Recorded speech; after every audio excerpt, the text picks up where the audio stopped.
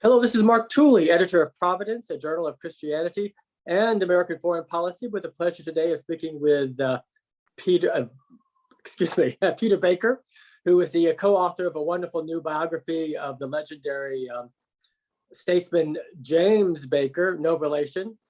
Peter Baker is the co-author with his wife, Susan Glaser. She, of course, is with the New Yorker magazine. He is with the New York Times.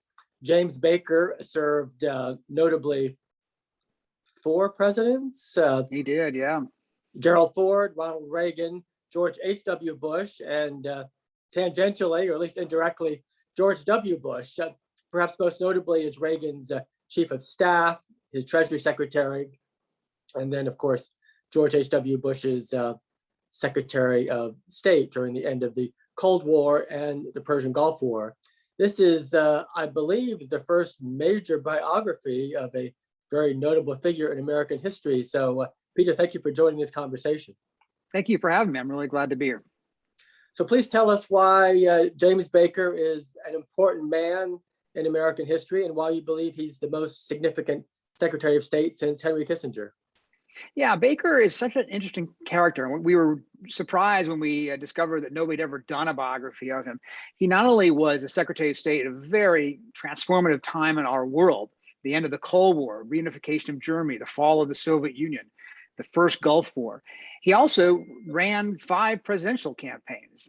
Imagine, in effect, Henry Kissinger and Karl Rove wrapped into one, right? So he played in so many different major areas in Washington over the course of a generation, really from the end of Watergate to the end of the Cold War. Anything happening in Washington, it seemed like, had Jim Baker's hand in it in some way or another. And to be able to be both successful at party politics, campaign politics, ugly as it got, and also at statecraft, as important as it got, I think makes him one of the most significant figures of the post World War II era. In fact, Tom Donilon, who was Barack Obama's national security advisor, said that he thought that Jim Baker was the most important unelected figure in American history after World War II. He was successful, seemingly, in almost everything he did across several presidencies, 3 Republican presidents, yet was often opposed quite strongly by conservative Republicans. Why was that? Yeah, I mean, Baker was himself a conservative. He was from Texas, but he was also a pragmatist. He didn't believe in fighting fights just for the sake of fighting them. If he wasn't going to actually get something accomplished, he considered it a waste of time. What he would tell you is that that was Reagan's point of view too, even though a lot of conservatives revere Reagan, that Reagan was more of a pragmatic figure as well, that Reagan would tell him, Baker, when he was chief of staff all the time, I'd rather get 80% of what I want than go over a cliff flying my flag. And that's what's really interesting about this character and why we did this book in some ways, because that's such a different point of view than today's politics. In Washington today, it feels like it's such a zero-sum game on both sides of the aisle.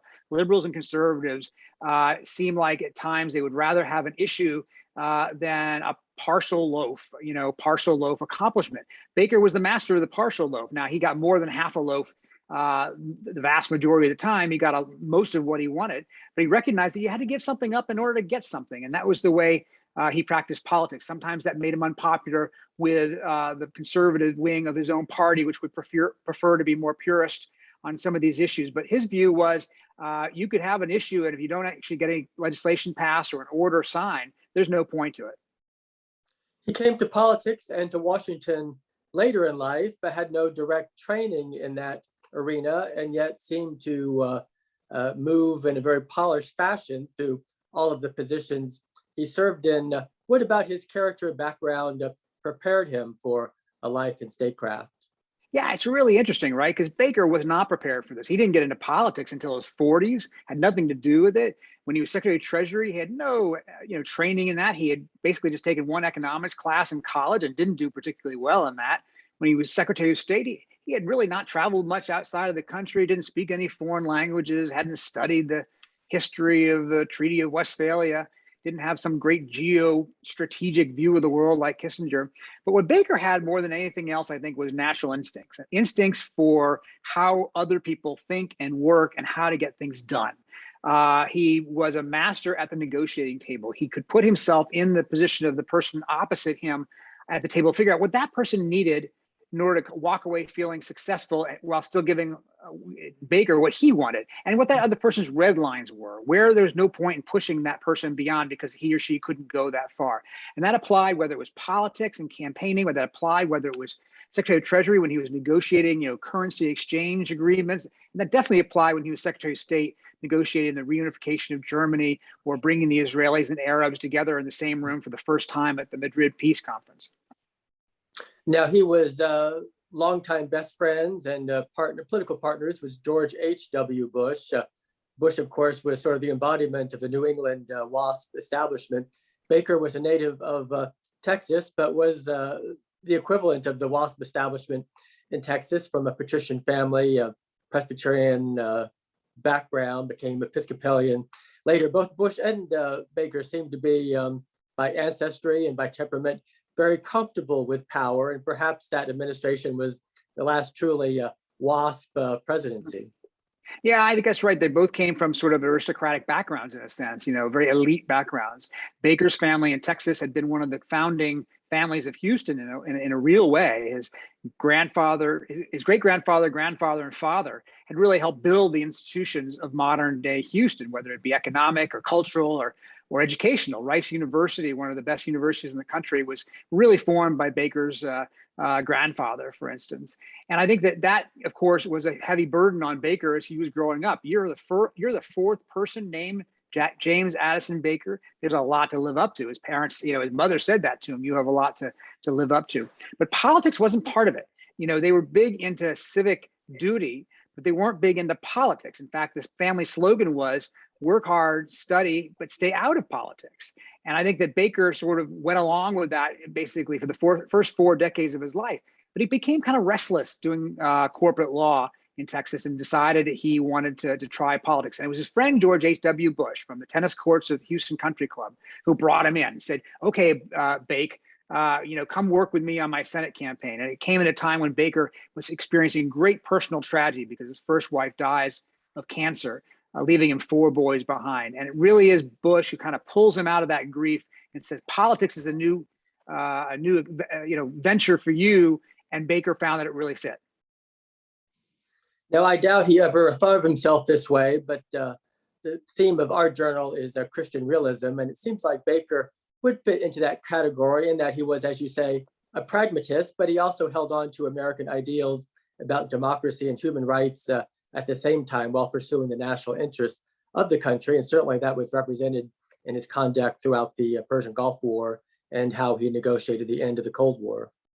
Yeah, I think it's interesting because a lot of Baker's critics, while he was in office, were from the Christian conservative part of the Republican Party. But Baker was very religious himself, particularly his wife, Susan, his second wife, in particular. He used to joke that the first sound he would hear in the morning was the thump thump of his wife's knees hitting the floor to pray, just after waking up in the morning. And he himself read from the Runner's Bible every day. It was a source of inspiration for him. But he didn't talk about it a lot. He didn't believe in a public form of religion. It's sort of, as you say, that waspy kind of approach to faith. It's rather than wearing on your sleeve, it informs your life, it informs your actions, but it's not something that Baker ever felt the need to advertise in a broad sense. But it certainly obviously played an important role in shaping how he looked at politics and policy. And I think that you're right that he would say that you don't lose principle by making compromise. That you can in fact adhere to the things that brought you to the table while finding a way to work with somebody who you disagree with. And as you have noted, unlike the Bush family, Baker supported Donald Trump twice in his runs for the presidency, was not a fan, supporter, was not even sure of his mental stability, but believed in being an insider and supporting the party. Yeah, it's interesting because you're right. Because of his friendship with Bush, you might expect Baker to say, no, I'm not going to support Trump because Bush didn't. And nobody would have questioned that because everybody knows how close Baker and Bush were. But he didn't take the same course. And we were very curious about that. We wrote this book over the course of 7 years. And for several of those years, this topic kept coming up in almost every interview. Every time we sat down with him, we would ask him about Trump, or he would bring Trump up more likely. And you're right, he didn't think much of Trump. He used words like nuts, crazy. He thought that, I mean, Trump is the anti-Baker in so many ways, not really a believer in public service, certainly not a believer in compromise. Went against some of the things that Baker himself accomplished, like, free trade and alliances that were so important to Baker.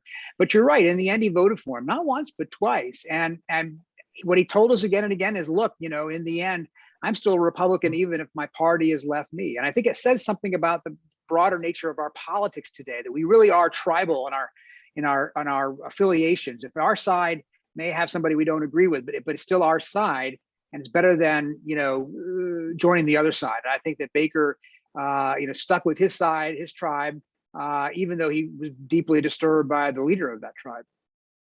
Now, history possibly could have been different if Baker had gotten his wish and become national security advisor under Ronald Reagan, and conservatives in the administration, Weinberger, Bill Casey, Jim Kirkpatrick, organized against that, believing he would be, from their perspective, squishy on national security issues.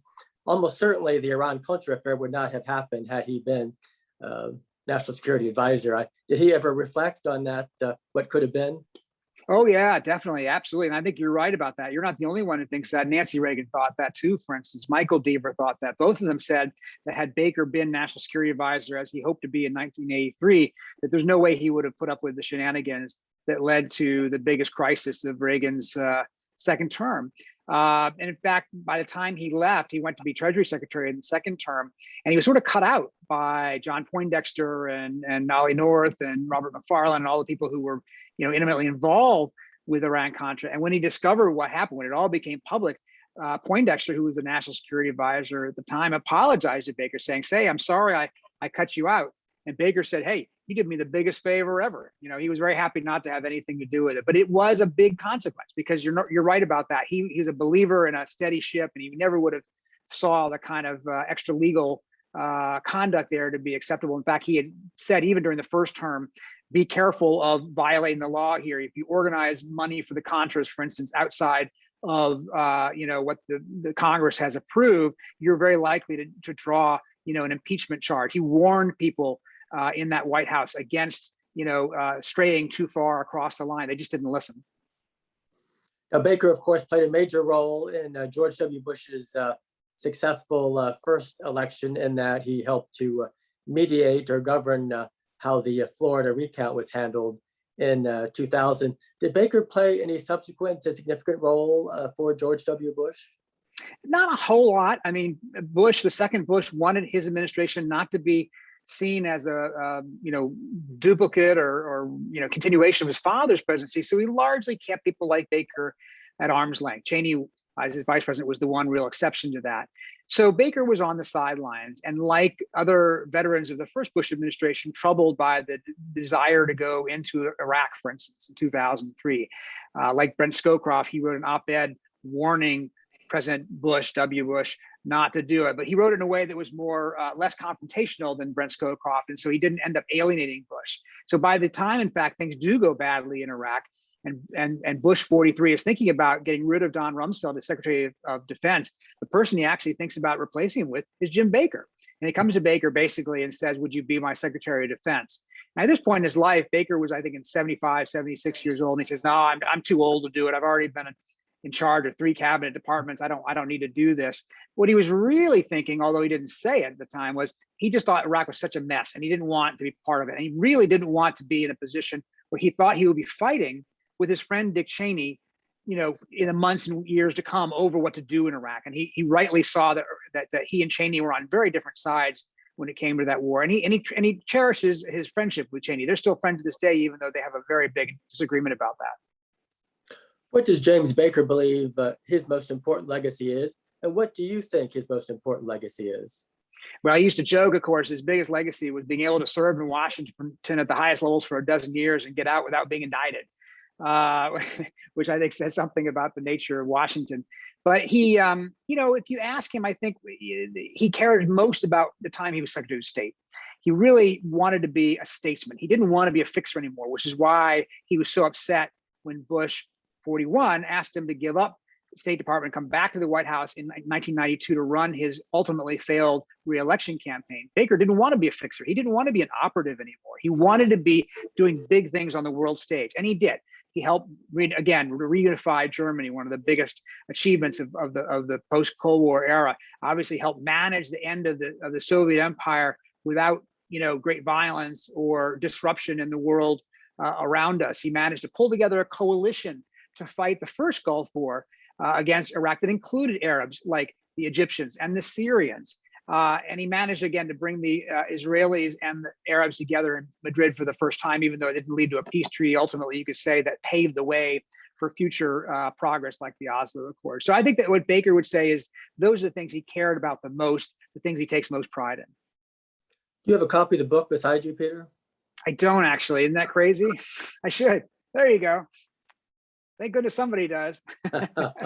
Peter Baker, author of The Man Who Ran Washington, a wonderful new biography of James Baker. Thank you so much for a very enjoyable conversation. Hey, thank you so much. Great talking to you.